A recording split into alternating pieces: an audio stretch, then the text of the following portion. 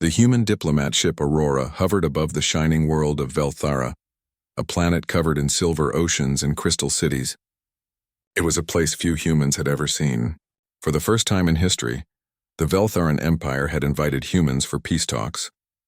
Among the team of scientists and ambassadors stood Ethan Cole, a soft-spoken engineer in his early 30s. He wasn't supposed to speak at all.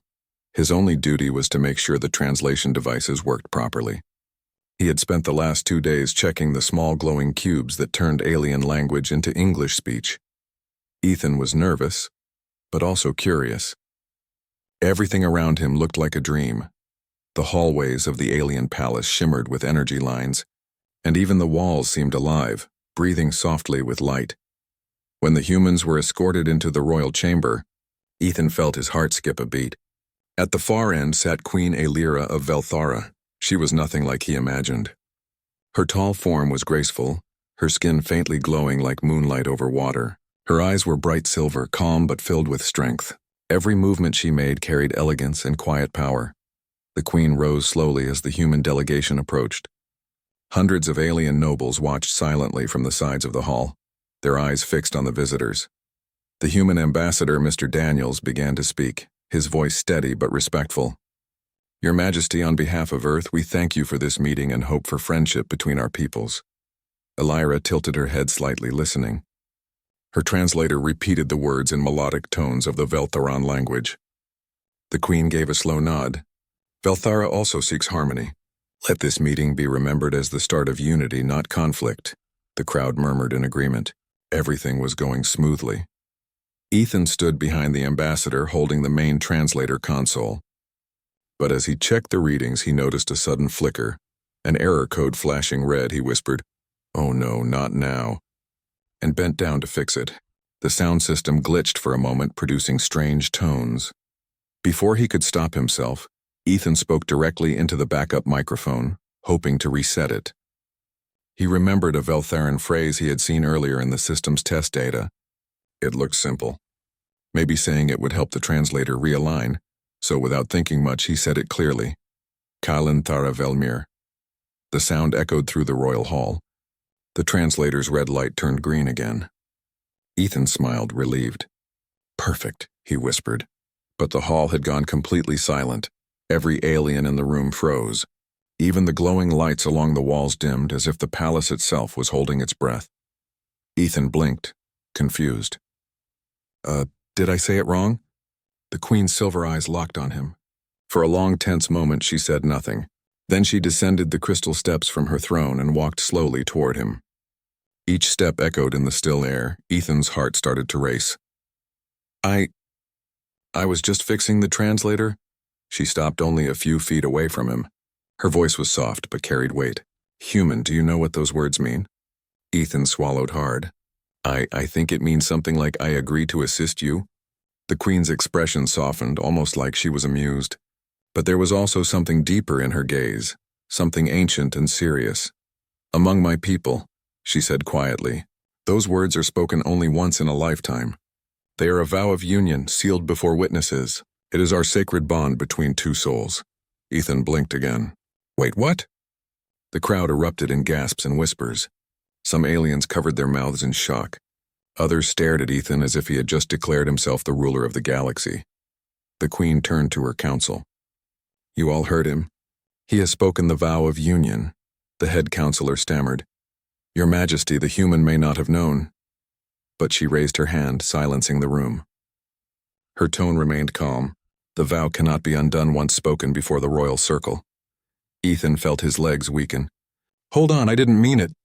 "It was a mistake. I didn't know what it meant." Aelira looked back at him, her silver eyes studying his face carefully. For a brief moment, something almost like a smile crossed her lips. "Intent does not matter," she said softly. "The words have power. You spoke them with sincerity in your voice." The bond was sealed. The ambassador rushed forward, whispering urgently to Ethan, "Do you realize what you've done? You just married the Queen of Velthara." Ethan's mouth dropped open. "Married? I was just fixing the translator." The queen turned toward the crowd and raised her hand again. "From this moment," she declared, "Ethan Cole of Earth is recognized as my life-bound partner. Let all Velthara witness." The sound of drums echoed across the chamber, followed by bright light flowing through the crystal walls. The ceremony seal had activated automatically. It was official. Ethan could only stand there in complete disbelief as every alien bowed their heads in respect. He muttered to himself, "This has to be the weirdest day of my life." The Queen stepped closer, her expression calm but curious. "You look frightened," she said quietly.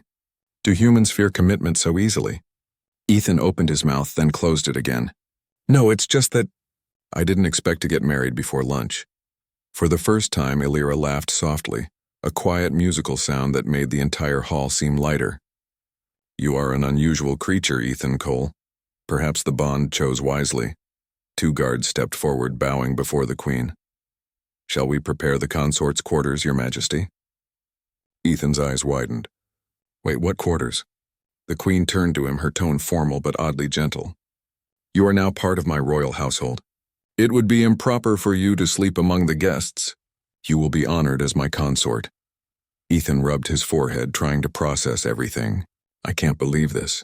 Back on Earth, I couldn't even keep a houseplant alive, and now I'm somehow a royal husband?" The Queen tilted her head, slightly amused again. "Then you shall learn quickly. My world will not harm you, Ethan Cole. You have my protection." The rest of the human team was escorted out, arguing quietly among themselves about diplomatic consequences. Ethan was left standing there, feeling completely out of place. When the hall finally emptied, the Queen looked at him one more time. Her expression was softer now, almost kind. "You may not understand what happened today," she said. "But sometimes destiny hides behind accidents." Ethan gave a nervous chuckle.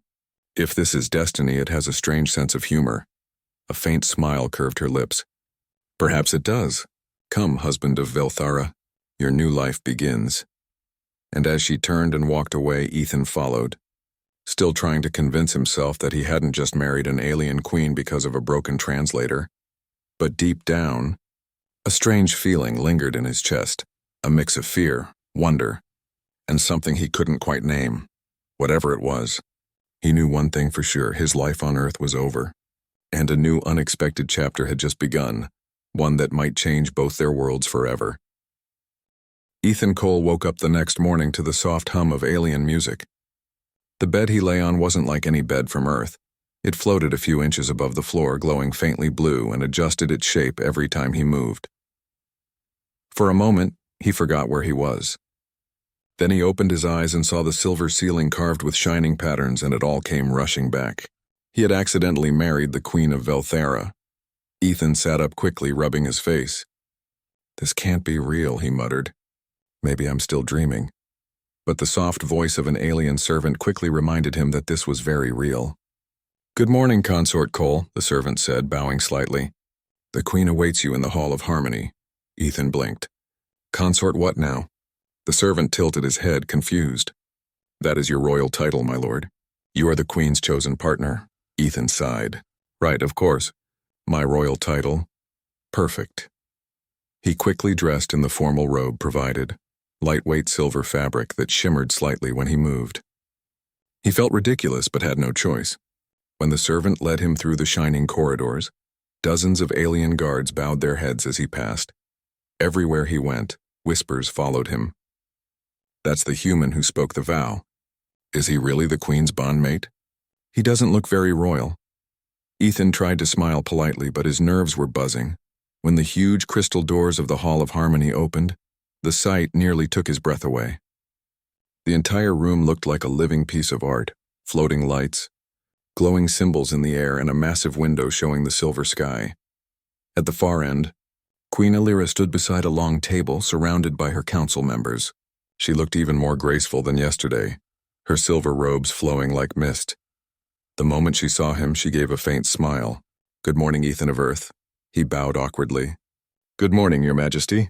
Or, should I say, good morning, wife." The council gasped loudly. Ethan winced. "Sorry. I was joking, just a joke." Illyra chuckled softly.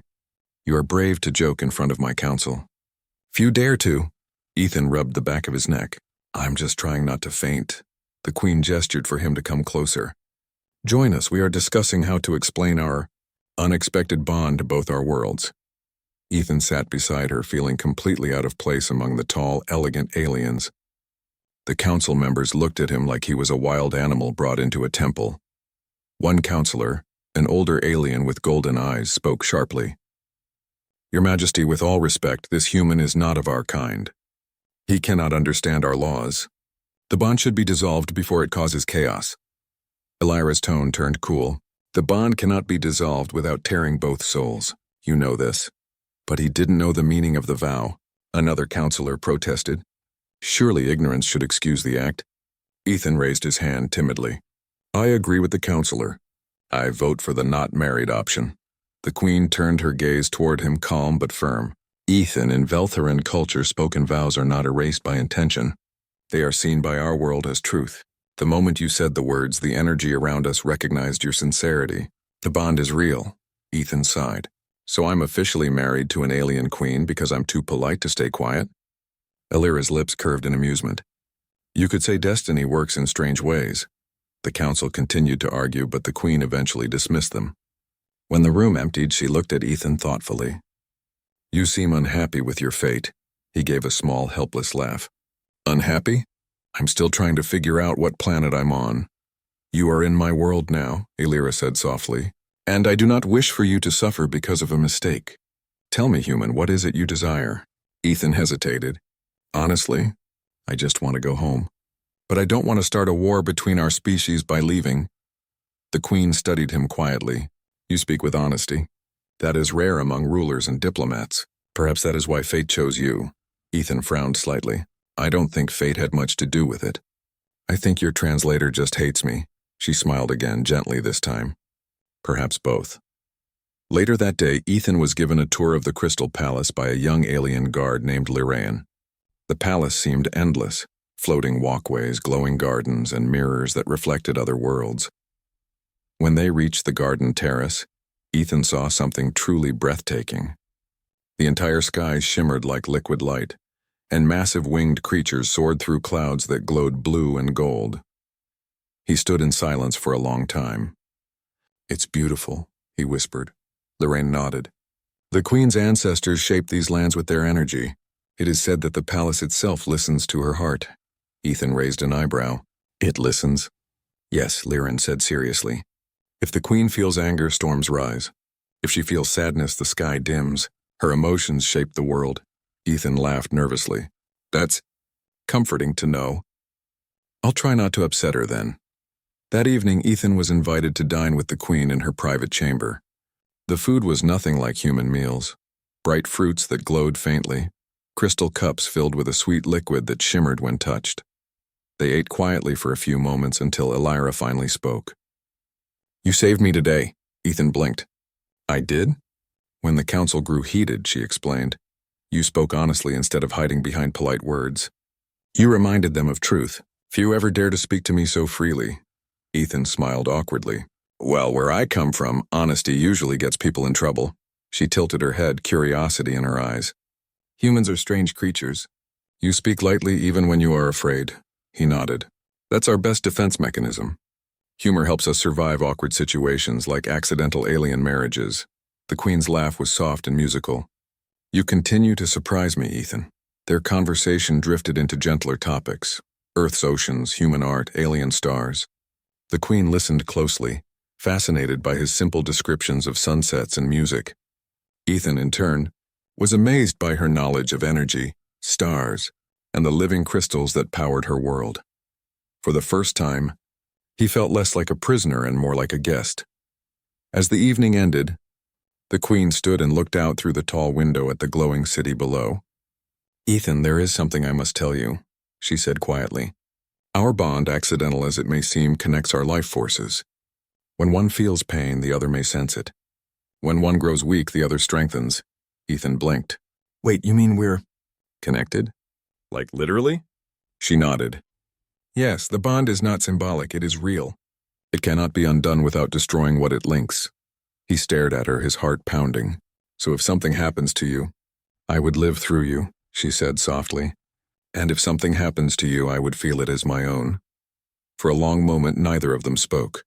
The silver light from the city reflected in her eyes, giving them a soft glow. Finally, Ethan whispered, "That's a lot of pressure for a guy who was just fixing a translator." Illyra smiled faintly.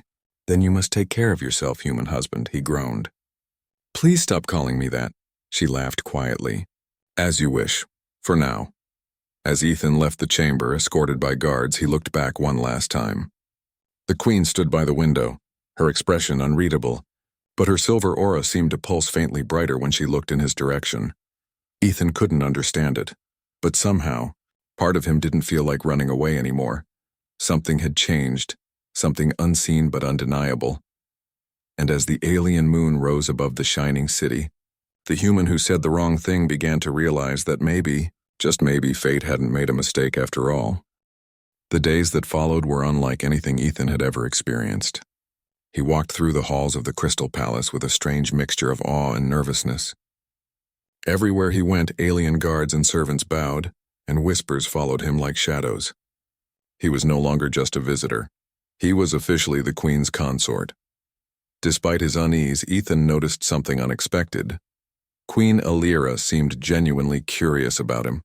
She asked questions about Earth, about human habits, about simple things like why humans laugh or why they love music.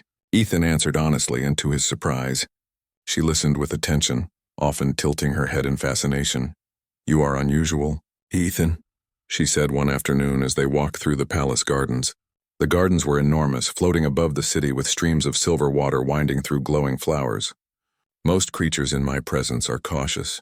They hide behind fear or ambition. You speak without masks. Ethan shrugged, trying to appear casual even though his heart raced. I guess humans don't have many masks left. Too many of us are too tired to pretend.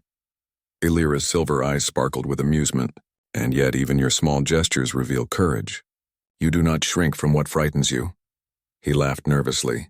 That's mostly luck. She stopped and turned to him, her gaze serious now. Luck and honesty often lead to trust. You are learning something important about Velthara, even without knowing it. Our people respect truth more than skill or strength. Ethan glanced around, noticing the energy patterns glowing faintly along the flowers and trees. So even the garden listens to you? Yes, she said softly. The palace reflects the Queen's presence. If I am calm, the world is calm. If I am troubled, the crystals sense it. The palace reacts to my emotions. Ethan's eyebrows rose. That's incredible. On Earth, buildings don't care if you're happy or sad. They just collapse eventually. Illyra smiled faintly. Perhaps your world lacks this connection, but there is something admirable in your resilience. You survive without relying on energy around you. That evening, the palace announced a small ceremony in honor of the human consort. Ethan was nervous, walking into a hall filled with glowing symbols and hundreds of aliens who had never seen a human in such a role. The royal council watched him closely, some skeptical, some curious. Queen Illyra stood beside him. Ethan, tonight is not a test, she whispered. It is an introduction. Let them see you as you are, not as the human who spoke the vow by accident. Ethan nodded. I'll try not to embarrass you. Or myself. When the ceremony began, Ethan noticed how different everything felt compared to Earth rituals. The lights pulsed softly as he moved, reacting to the bond that now connected him to the Queen. Every glance he exchanged with Illyra seemed to ripple through the room. The council noticed, and murmurs ran through the crowd. During the ceremony, the Queen addressed him publicly for the first time. My consort is not of Velthara, but he has already shown courage, honesty, and empathy. Let him be welcomed into our world as one of us, bound by truth and destiny. Ethan felt every eye in the room on him. His face heated, but he bowed politely. I am honored, he said, his voice barely steady. I will do my best to learn your ways and respect your people. Illyra's silver eyes softened. That is all I ask. For the first time, Ethan felt a spark of confidence. Maybe he wasn't just a human out of place. Maybe he could survive here and maybe even help. Days turned into weeks, and Ethan began learning more about Veltharan life. He trained with the guards, not in combat. They wielded energy-based weapons too advanced for a human, but in strategy and observation. His human perspective often offered solutions the council had overlooked. During one lesson, a senior general demonstrated a defensive formation that had protected the palace for centuries. Ethan noticed a small gap in the energy shields. If an intruder attacks from that angle, he said, pointing, the formation could fail. You might need to adjust the shield nodes slightly. The general blinked, surprised. A human notices this? Yes, Ethan said. I'm not strong, but I pay attention. The queen watched silently, her eyes softening as Ethan spoke. Later she whispered to him, Your mind is sharp in ways few of us possess. You see details that escape our trained eyes. That is why I did not dismiss the bond. Ethan flushed. I'm just practical. I have to be. If something goes wrong, someone dies. You think too small, she said with a faint smile. But sometimes the smallest eyes notice the largest threats. One night, as the twin moons of Velthara glowed outside his window, Ethan heard a strange sound, soft footsteps on the balcony. He opened the door and saw Elira standing there, gazing at the silver rivers below. Why are you here? He asked softly. I could not sleep, she said. The bond, it carries your energy now. I feel your curiosity, your hesitation, even your fear. It is different from any I have known. Ethan stepped closer. So you can feel me? Like literally? Yes, she said quietly. When our minds touch through the bond, I sense your presence as if it were part of my own. It is not just the words that connected us, Ethan. It is your honesty, your courage, your heart. Ethan felt his chest tighten. I didn't mean for any of this. I'm just a human who said something wrong. Elira smiled faintly. And yet, that wrong word created a connection stronger than you imagine. Perhaps fate has a sense of humor, or perhaps it has wisdom we cannot always understand.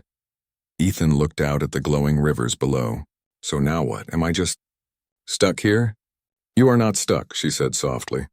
You are part of my world, and in time you may choose to remain or leave. But until that moment, you are my partner in all things. Ethan nodded slowly, unsure how to respond.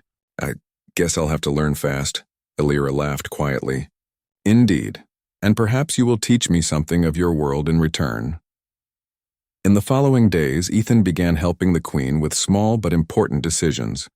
His human perspective, often simple and direct, surprised the council.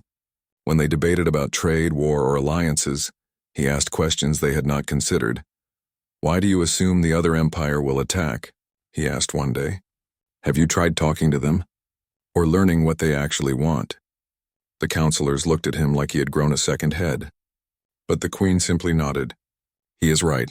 We often act based on fear, not knowledge. Let us listen before we judge. Ethan realized slowly that he had a role here, not just as a consort by accident, but as someone who could bridge two worlds with reason and honesty. One evening, as he walked beside the Queen in the crystal-lit halls, she spoke softly. Ethan, you are learning quickly. But do not forget, our bond is not just political. It is emotional, spiritual, and dangerous if ignored. You must take care of your heart as you take care of your actions. Ethan swallowed. I'll try. You will not only try, she said, her eyes locking on his. You will succeed. I sense it. The bond guides us both. You are no longer just a human who said the wrong thing. You are a part of Velthara now, whether you understand it or not. Ethan's mind raced. Part of him still wanted to run back to Earth. Another part, a much quieter part, felt drawn to her world, her energy, her calm strength. As the palace glowed under the twin moons, Ethan realized something startling.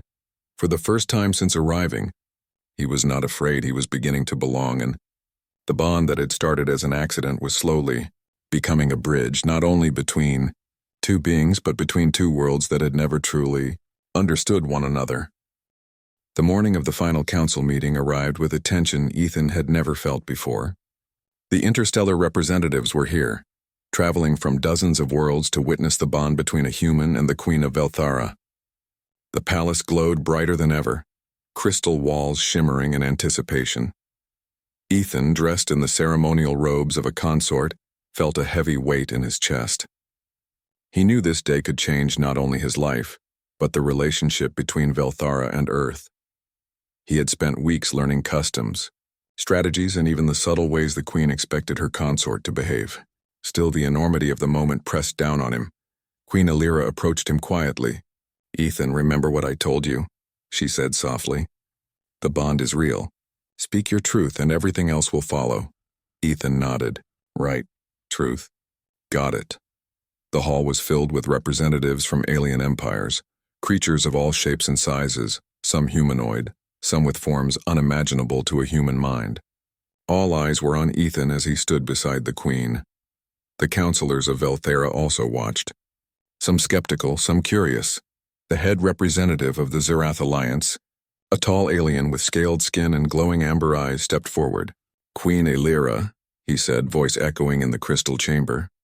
"We have heard reports of a human consort. Such a bond is unprecedented. How does this serve the Empire?" Ethan felt his palms sweat. He glanced at the Queen, who gave him a faint nod. He took a deep breath and spoke honestly. "I do not claim to understand everything about Velthara," he said, "but I can see what is right and wrong. I will not lie to you or act against the Queen, that is my promise." The chamber fell silent. No alien had spoken with such clarity and honesty in centuries. The Queen's silver eyes softened as she looked at him, proud of his courage. The Zerath representative frowned. "Words are one thing. Actions are another. How can we trust a human with the life of a queen?" Ethan swallowed. "Because I choose to care. I may be different, but my loyalty is not. I do not seek power. I seek understanding. And I will protect her, not because I have to, but because it is right." The hall murmured, surprised by his boldness. Even some Veltharan counselors exchanged glances, realizing that the human might be more than just a consort. They might have underestimated him. A sudden alarm sounded. Red lights flashed along the walls. The palace vibrated as energy shields activated automatically. Ethan's stomach sank. "What now?" he whispered. Elira's eyes narrowed. "An attack. From the Vorath fleet. They must have tracked the humans' arrival. They believe striking now could destabilize Velthara." Chaos erupted. The representatives panicked. Guards ran in formation, and the glowing walls of the palace shimmered with defensive energy. Ethan's training with the Queen's generals kicked in. He ran to the control console, analyzing the shield nodes and energy flows. "You," one of the generals barked. "Get back! This is not your fight!" Ethan ignored him. "No. If I can help with the shields, I can save lives. I know your energy patterns. I can stabilize the nodes before they overload." The Queen appeared beside him. "Do what you must. I trust you, Ethan." With trembling hands, Ethan adjusted the shield nodes, rerouted energy to the weak points, and coordinated with the alien guards. His mind raced, calculating patterns, predicting attacks, and reacting faster than any human should be able to. The Vorath fleet's energy weapons struck, but the palace shields held, glowing brighter under his command. Finally, after what felt like hours, but was only minutes, the assault ended. The Vorath fleet retreated, and silence fell over the hall. Dust and crystal fragments floated in the air, but the palace remained intact. Ethan collapsed onto a crystal bench, exhausted, but alive. The Queen placed a gentle hand on his shoulder. "You have done well," she said softly. "You did not act out of instinct alone, you acted out of purpose. That is why the bond is true." Ethan laughed weakly. "I just didn't want to die on my first week as a husband." Elira smiled faintly. "And yet you saved many lives, human. That is courage and wisdom combined." The council and representatives stared in awe. The Zerath leader stepped forward, bowing slightly. "I underestimated humans. This one has shown not only loyalty but ingenuity. Perhaps your kind deserves respect." Ethan blinked, not sure what to say. Thank you?" The Queen took his hand and led him to the balcony overlooking the city. The twin moons shone above, casting silver light over the crystal towers. The energy of the city pulsed softly, reflecting the bond that now connected them. "You see, Ethan," she said, "words can be powerful, but actions reveal the heart. You spoke the wrong words once and it became the right thing. That is the way of our world." Ethan nodded slowly, finally understanding. He had not intended to marry her. He had not planned to become part of an alien empire. Yet somehow everything had aligned perfectly. As they stood together, the palace calm once more, Ethan felt something he had never experienced. Not fear, not doubt, but belonging. He was no longer just a human visiting Velthara. He was part of it, bound to its queen by choice, by fate, and by truth. In the following days, he continued to learn, grow, and assist the queen. They walked the crystal gardens together, discussing strategies, the needs of the people, and even simple stories from Earth. His humor and honesty became familiar to her council, who slowly began to trust his perspective. One evening, Ethan found himself alone with Elira in the Hall of Reflection. The walls glowed faintly with energy, displaying memories of past rulers and battles. "Ethan," she said softly, You may have thought this bond a mistake, but it has brought more than protection or politics. It has brought understanding between two worlds. That is rare and it is valuable." He smiled faintly. "I still think the first week was terrifying." She laughed quietly. "And yet you survived. You adapted. You changed the course of our history by simply being yourself." Ethan took a deep breath. "I never imagined saying one wrong thing could lead to all this." The Queen reached out, brushing her hand lightly against his.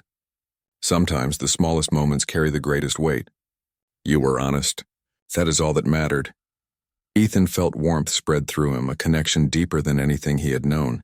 The bond was no longer a mistake, no longer a surprise. It was a bridge between two people, two worlds, two ways of life. From that day on, the human who had spoken the wrong words walked beside the Queen with confidence, courage, and hope. He learned that honesty, bravery, and a kind heart could change more than a life. They could change the galaxy. And as Velthara's twin moons shone over the shining city, Ethan realized that even the most accidental words could lead to destiny, and even the smallest human could leave a mark on a world far beyond his own. The bond had begun as a mistake. It had become something far greater, and the human and the alien Queen stood together, ready to face whatever the galaxy would throw at them, side by side, bound by truth, courage, and an unexpected but unbreakable bond.